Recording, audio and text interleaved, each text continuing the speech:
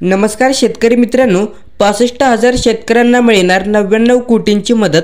नुकसानीनंतर महिन्यातच मदत निधी मंजूर. नोव्हेंबर 2023 मध्ये झालेल्या अवकाळी पाऊस व गारपिटीमुळे पिकांच्या नुकसानीसाठी जिल्ह्यातील तब्बल 65,000 शेतकऱ्यांना मदत देण्यासाठी शासनाने 99 कोटी 78 लाखांचा निधी मंजूर केलेला आहे. येत्या काही दिवसातच हा निधी शेतकऱ्यांच्या खात्यावर वर्ग होणार आहे.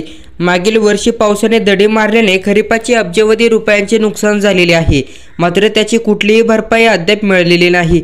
थोड्याफार पाण्यावर घेतलेले पिके 27 नोव्हेंबरला आलेल्या अवकाळी व गारपिटीमुळे भुईसपाट झालेले होते. कृषी विभागाने या नुकसानीची प्राथमिक अहवाल तयार केलेला आहे. त्यात 32,832 हेक्टरवरील पिकांचे नुकसान झाल्याचं म्हटलेले होते. अंतिम अहवालानंतर 34,952 बाधित हेक्टरवरील नुकसान मदतीसाठी पात्र ठरलेले आहेत.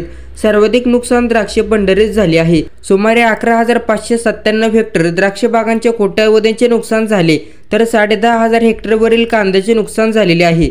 जिल्ह्यातील 890 गावांमधील 67,866 शेतकऱ्यांना अवकाळीचा फटका बसलेला आहे.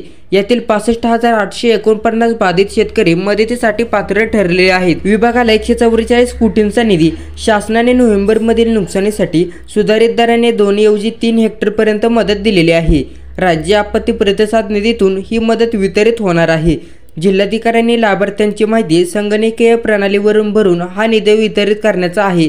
नैसर्गिक आपत्ती निधीतून बँकांनी कर्ज खात्यात किंवा अन्य वसुलीसाठी 1 रुपया वसुली करू नये अशा स्पष्ट सूचना दिलेल्या आहेत. या निर्णयानुसार नाशिक विभागासाठी 1,07,491 बाधित शेतकऱ्यांसाठी 144 कोटी 10 लाखांचा निधी मंजूर झालेला आहे.